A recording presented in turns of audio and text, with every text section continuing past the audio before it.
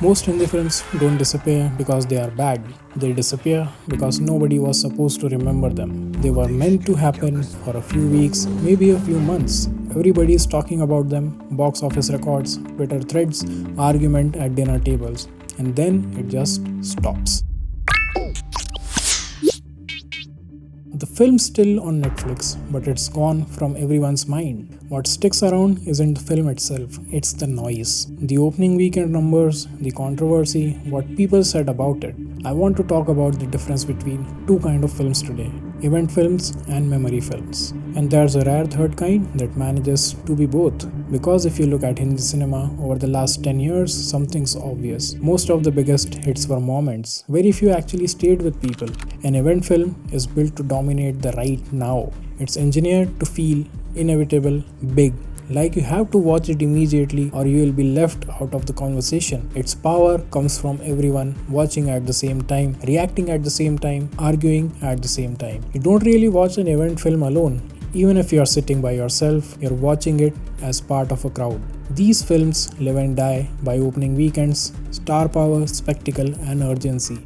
They don't ask for patience, they demand your attention. War, Sultan, Tiger Zinda Hai, Sanju, they were everywhere, massive, inescapable. And yet today, they feel kind of, empty. Try to remember a moment from any of them that feels personal. Something you think about when nobody is talking about the film anymore. Something that's just yours, not the internet's. Most people can't, because these films were made to be watched outwardly, not inwardly.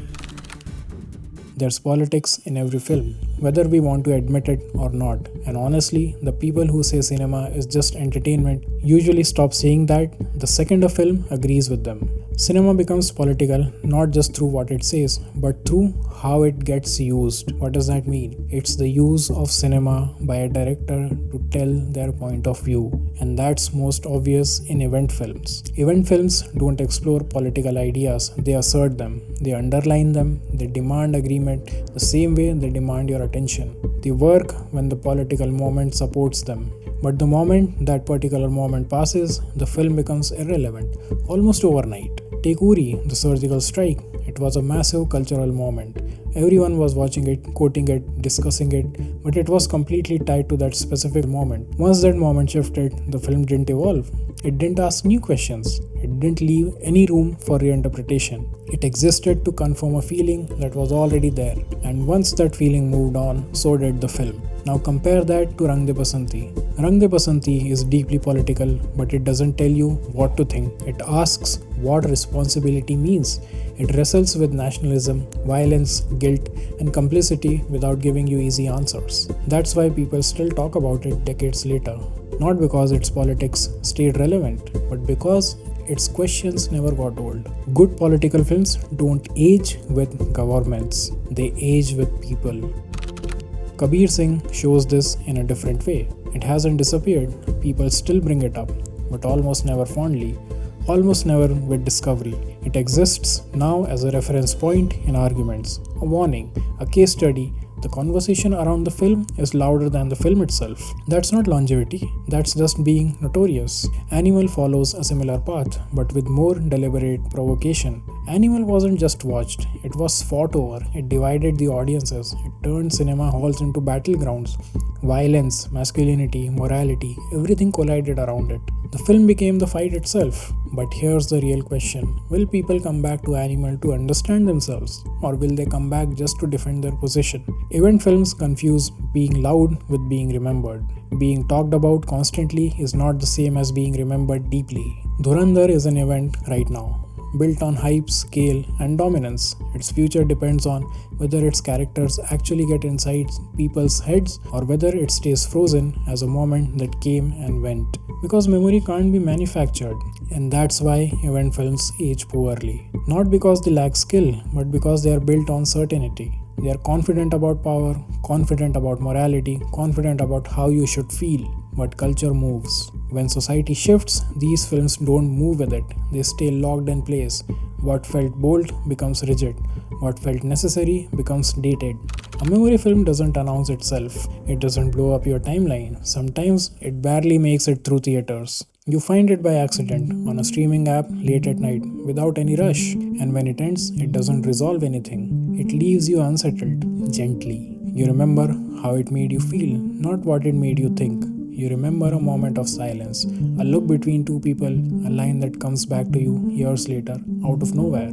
Masaan, Tamasha, Pink, Badhai Ho, Bajrangi Bhaijaan. All these films don't close doors, they leave them open. They are okay with confusion, they allow contradictions, and because of that, they change with you. Tamasha at 22 feels like freedom, and the same film at 32 feels like loss. The film hasn't changed, but how you look at it changes. You have changed. That's the power of memory cinema. Then there's the rare third kind, which breaks the binary. Films that start as events but slowly become memories. Bahubali, the beginning, was a cultural earthquake, but it survives not because of the scale, but because it leans into myth, into archetypes, into moral clarity that isn't tied to current politics. It feels like something inherited, not manufactured. Kantara did something similar through ritual and land. It didn't feel written, it felt remembered.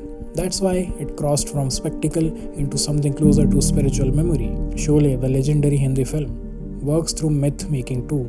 It arrived as a massive event, the biggest film of its time, but it survives not because of that moment, but because it became folklore. Jay and Viru aren't just characters, they are archetypes. The film doesn't ask you to believe it, it asks you to feel it.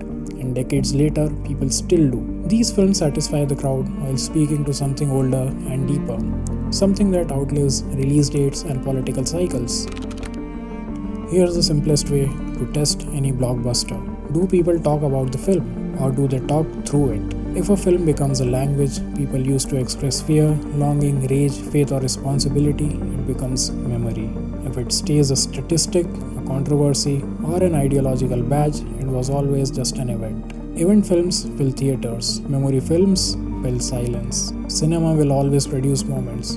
It has to, but history doesn't archive moments. It archives what people return to when no one is watching. Cinema was never meant to be just an event. At its best, it becomes something quieter, something carried, a memory.